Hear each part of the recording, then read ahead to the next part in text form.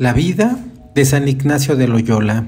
San Ignacio de Loyola nació probablemente en 1491 en el castillo de Loyola, en Azpeitia, Guipúzcoa, cerca de los Pirineos. Su padre, don Bertrán, era señor de Ofiás y de Loyola, jefe de una de las familias más antiguas y nobles de la región. La familia de su madre, Marina Sáenz de Licona y Balda, no era menos ilustre. Íñigo, que era el nombre que recibió en el bautismo, era el más joven de los 8 hijos y 3 hijas de la noble pareja. Íñigo luchó contra los franceses en el norte de Castilla, pero su breve carrera militar terminó abruptamente el 20 de mayo de 1521, cuando una bala de cañón le rompió la pierna durante la lucha en defensa del castillo de Pamplona. Después de que Íñigo fue herido, la guarnición española capituló. Los franceses no abusaron de la victoria y enviaron al herido en una litera al castillo de Loyola, su hogar. Los huesos de la pierna soldaron mal, lo que obligó a los médicos a quebrarlos nuevamente. Íñigo, decidido a favor de la operación, y la soportó estoicamente, ya que anhelaba regresar a sus anteriores andanzas a cualquier costo. Sin embargo, como consecuencia, tuvo un fuerte ataque de fiebre con complicaciones, lo que llevó a los médicos a pensar que el enfermo moriría antes del amanecer de la fiesta de San Pedro y San Pablo. Sin embargo, empezó a mejorar, aunque la convalecencia duró varios meses. No obstante, la operación de la rodilla rota presentaba todavía una deformidad. Íñigo insistió en que los cirujanos cortasen la protuberancia, y aunque estos le advirtieron que la operación sería muy dolorosa, no quiso que le atasen ni le sostuviesen. Soportó la despiadada carnicería sin una queja. Para evitar que la pierna derecha se acortase demasiado, Íñigo permaneció varios días con ella estirada mediante unas pesas. Con tales métodos, no es extraño que haya quedado cojo para el resto de su vida. Con el objeto de distraerse durante la convalecencia, Íñigo pidió algunos libros de caballería a los que siempre había sido muy afecto, pero lo único que se encontró en el castillo de Loyola fue una historia de Cristo y un volumen de vidas de santos. Íñigo los comenzó a leer para pasar el tiempo, pero poco a poco empezó a interesarse tanto que pasaba días enteros dedicados a la lectura, y se decía: si esos hombres estaban hechos del mismo barro que yo, bien, yo puedo hacer lo que ellos hicieron.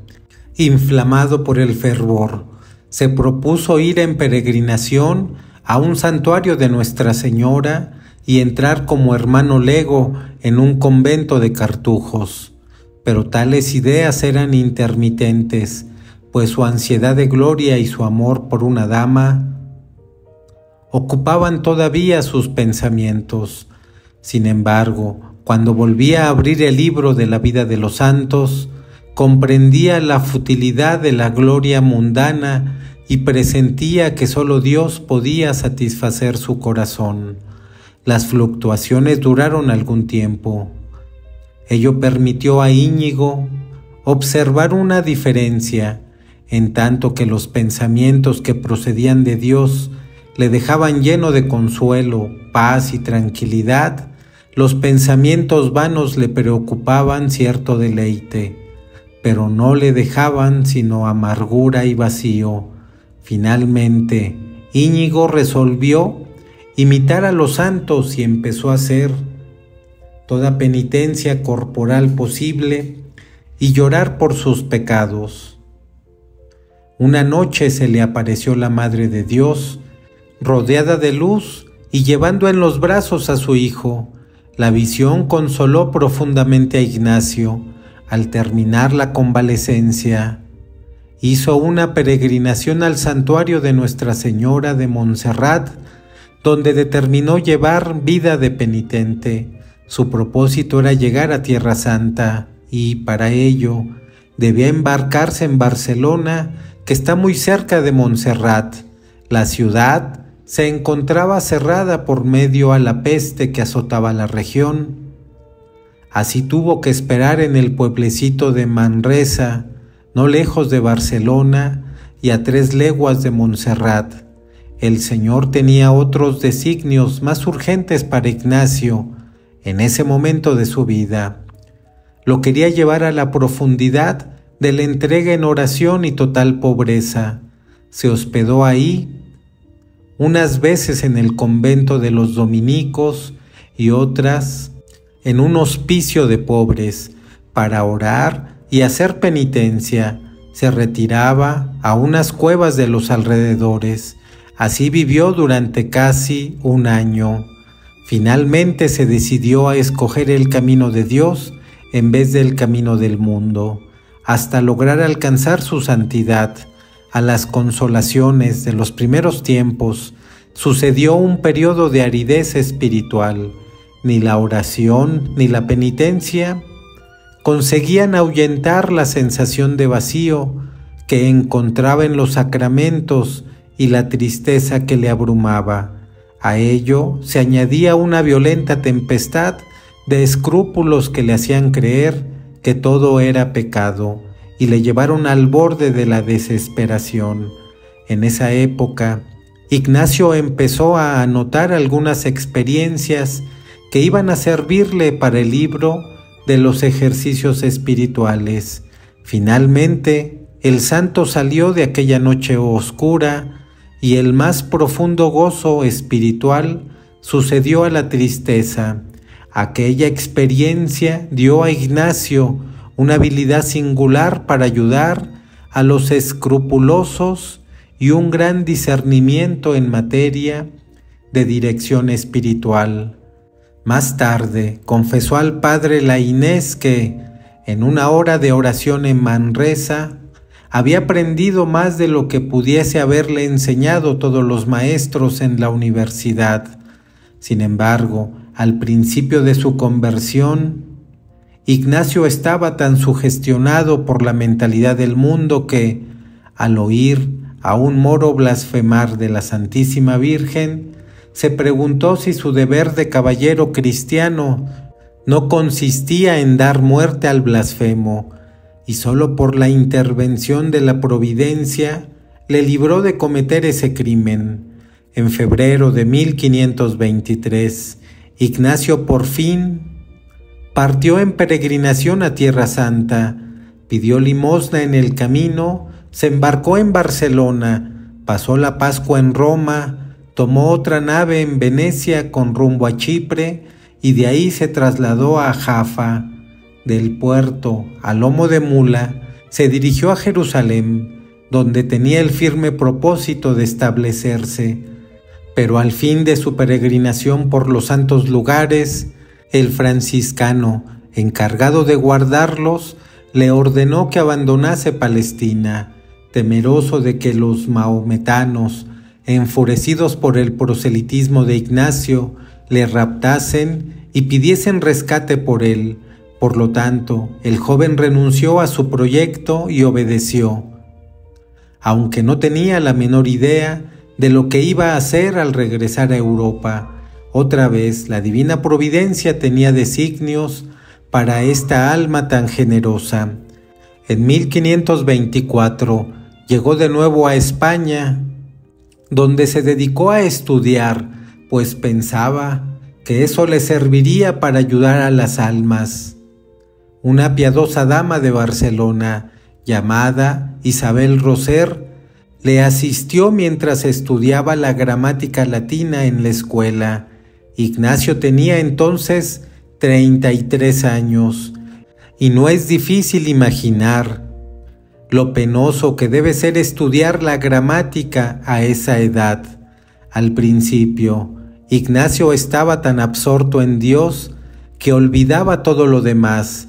Así, la conjugación del verbo latino amaré se convertía en un simple pretexto para pensar: amo a Dios, Dios me ama. Sin embargo, el santo hizo ciertos progresos en el estudio, aunque seguía practicando las austeridades y dedicándose a la contemplación, y soportaba con paciencia y buen humor las burlas de sus compañeros de escuela, que eran mucho más jóvenes que él. Al cabo de 2 años de estudio en Barcelona, pasó a la Universidad de Alcalá a estudiar lógica, física y teología, pero la multiplicidad de materias no hizo más que confundirle. A pesar de que estudiaba noche y día, se alojaba en un hospicio, vivía de limosna y vestía un áspero hábito gris. Además de estudiar, instruía a los niños, organizaba reuniones de personas espirituales en el hospicio y convertía a numerosos pecadores con sus reprensiones llenas de mansedumbre. Había en España muchas desviaciones de la devoción.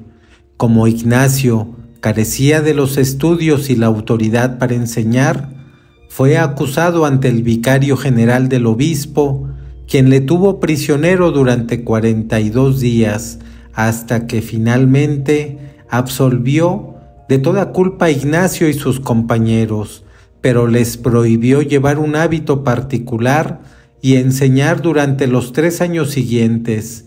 Ignacio se trasladó entonces con sus compañeros a Salamanca, pero pronto fue nuevamente acusado de introducir doctrinas peligrosas. Después de 3 semanas de prisión, los inquisidores le declararon inocente. Ignacio consideraba la prisión, los sufrimientos y la ignominia como pruebas que Dios le mandaba para purificarle y santificarle. Cuando recuperó la libertad, resolvió abandonar España en pleno invierno. Hizo el viaje a París, a donde llegó en febrero de 1528. Estudios en París. Durante 2 años, Ignacio dedicó su tiempo a perfeccionar su latín por cuenta propia. Durante el verano, viajaba a Flandes e incluso a Inglaterra para pedir limosna a comerciantes españoles establecidos en esas regiones. Gracias a esta ayuda y a la de sus amigos de Barcelona, podía estudiar durante el año. Pasó 3 años y medio en el Colegio de Santa Bárbara, donde se dedicó a la filosofía. Allí logró inspirar a muchos de sus compañeros a consagrar los domingos y días de fiesta a la oración y a practicar con mayor fervor la vida cristiana. Sin embargo, el maestra Peña juzgó que con ellas prédicas impedía a sus compañeros estudiar y predispuso contra Ignacio al doctor Guevea, rector del colegio, quien condenó a Ignacio a ser azotado para desprestigiarle entre sus compañeros. Ignacio no temía al sufrimiento ni a la humillación, pero con la idea de que el ignominioso castigo podía apartar del camino del bien a aquellos a quienes había ganado, fue a ver al rector y le expuso modestamente las razones de su conducta. Gubea no respondió, pero tomó a Ignacio por la mano, le condujo al salón en que se hallaban reunidos todos los alumnos y le pidió públicamente perdón por haber prestado oídos con ligereza a los falsos rumores.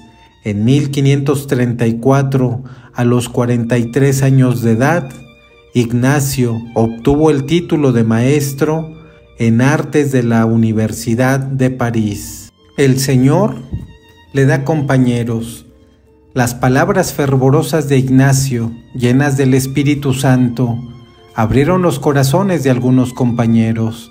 Por aquella época se unieron a Ignacio otros 6 estudiantes de teología: Pedro Fabro, que era sacerdote de Saboya; Francisco Javier, un navarro; la Inés y Salmerón, que brillaban mucho en los estudios; Simón Rodríguez, originario de Portugal; y Nicolás Bobadilla.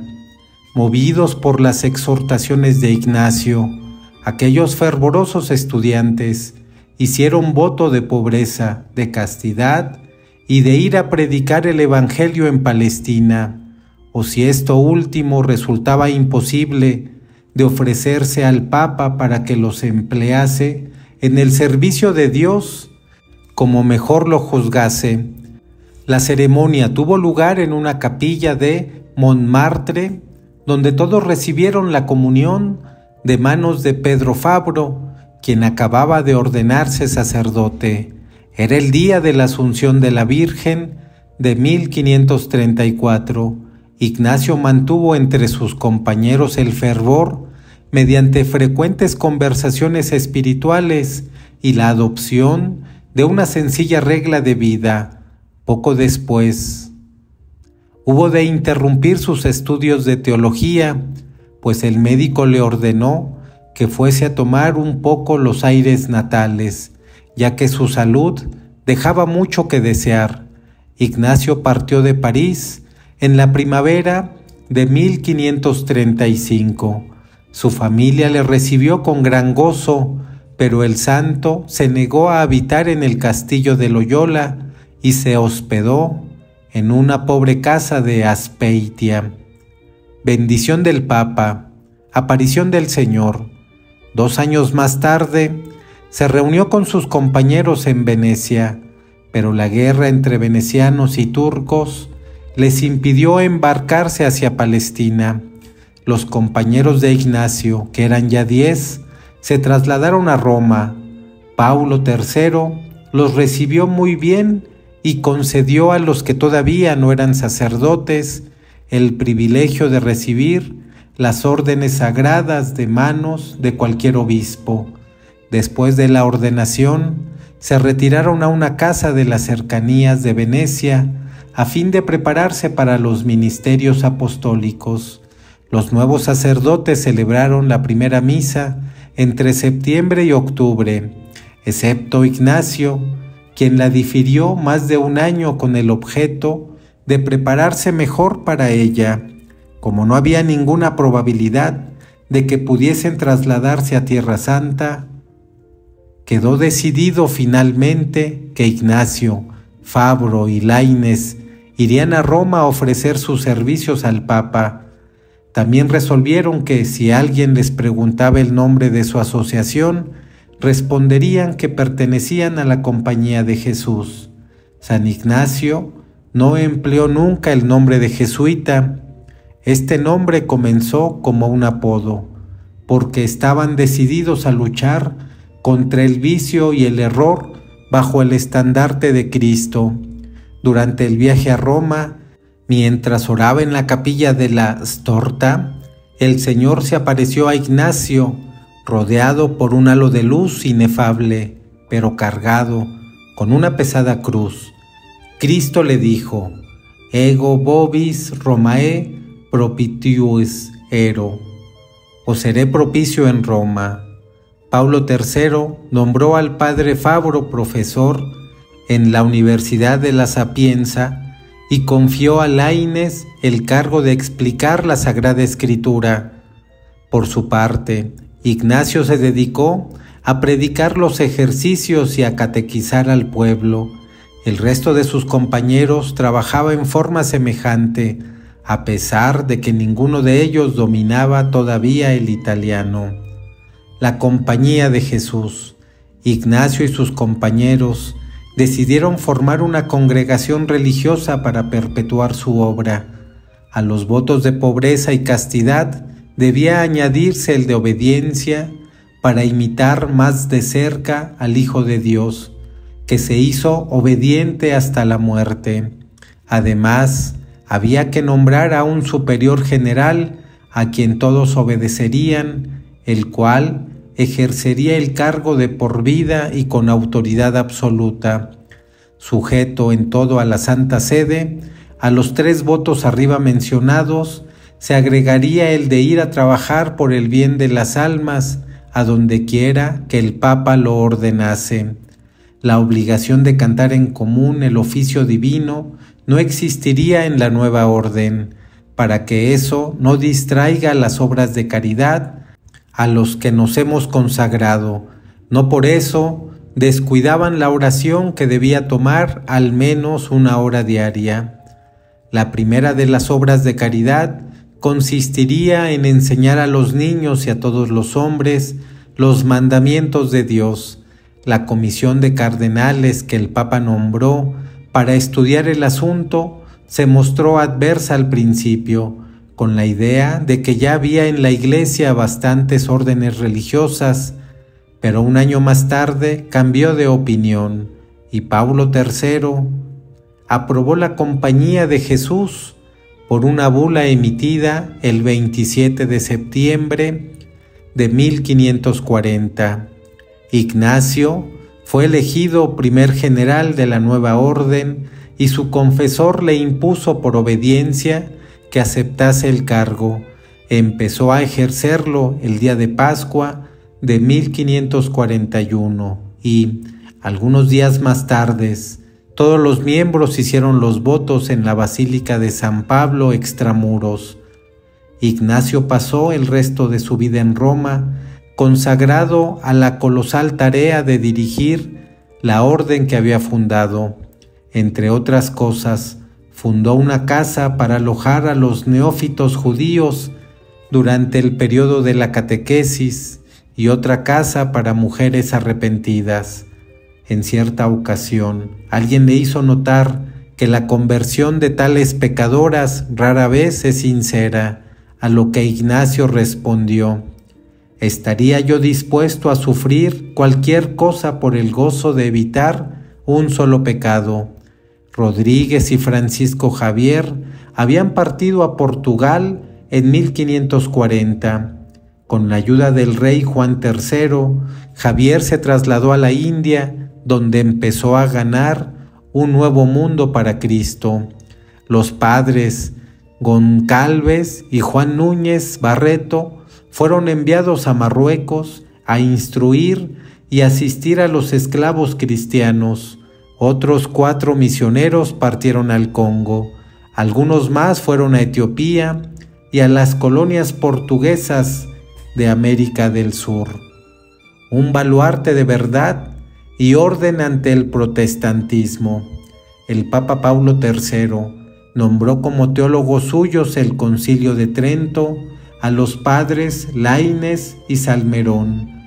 Antes de su partida, San Ignacio les ordenó que visitasen a los enfermos y a los pobres y que, en las disputas, se mostrasen modestos y humildes y se abstuviesen de desplegar presuntuosamente su ciencia y de discutir demasiado. Pero sin duda que entre los primeros discípulos de Ignacio, el que llegó a ser más famoso en Europa por su saber y virtud fue San Pedro Canicio, a quien la Iglesia venera actualmente como doctor. En 1550, San Francisco de Borja regaló una suma considerable para la construcción del Colegio Romano. San Ignacio hizo de aquel colegio el modelo de todos los otros de su orden y se preocupó por darle los mejores maestros y facilitar lo más posible el progreso de la ciencia. El santo dirigió también la fundación del Colegio Germánico de Roma, en el que se preparaban los sacerdotes que iban a trabajar en los países invadidos por el protestantismo. En vida del santo se fundaron universidades, seminarios y colegios en diversas naciones. Puede decirse que San Ignacio echó los fundamentos de la obra educativa que había de distinguir a la Compañía de Jesús y que tanto iba a desarrollarse con el tiempo. En 1542, Desembarcaron en Irlanda los 2 primeros misioneros jesuitas, pero el intento fracasó. Ignacio ordenó que se hiciesen oraciones por la conversión de Inglaterra, y entre los mártires de Gran Bretaña se encuentran 29 jesuitas. La actividad de la Compañía de Jesús en Inglaterra es un buen ejemplo de importantísimo papel que desempeñó en la Contrarreforma. Ese movimiento tenía el doble fin de dar nuevo vigor a la vida de la Iglesia y de oponerse al protestantismo. La Compañía de Jesús era exactamente lo que se necesitaba en el siglo XVI para contrarrestar la Reforma, la revolución y el desorden. Eran las características de la Reforma. La Compañía de Jesús tenía por características la obediencia y la más sólida cohesión. Se puede afirmar, sin pecar contra la verdad histórica, que los jesuitas atacaron, rechazaron y derrotaron la revolución de Lutero y, con su predicación y dirección espiritual, reconquistaron a las almas, porque predicaban solo a Cristo y a Cristo crucificado.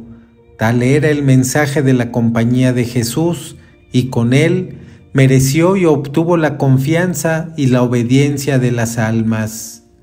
A este propósito citaremos las instrucciones que San Ignacio dio a los padres que iban a fundar un colegio en Ingolstadt acerca de sus relaciones con los protestantes. Tened gran cuidado en predicar la verdad de tal modo que, si acaso hay entre los oyentes un hereje, les sirva de ejemplo de caridad y moderación cristianas. No uséis de palabras duras, ni mostréis desprecio por sus errores. El santo escribió en el mismo tono a los padres Broet y Salmerón cuando se aprestaban a partir para Irlanda. Una de las obras más famosas y fecundas de Ignacio fue el libro de los ejercicios espirituales. Es la obra maestra de la ciencia del discernimiento. Empezó a escribirlo en Manresa y lo publicó por primera vez en Roma, en 1548, con la aprobación del Papa. Los ejercicios cuadraban perfectamente con la tradición de santidad de la Iglesia desde los primeros tiempos. Hubo cristianos que se retiraron del mundo para servir a Dios, y la práctica de la meditación es tan antigua como la Iglesia.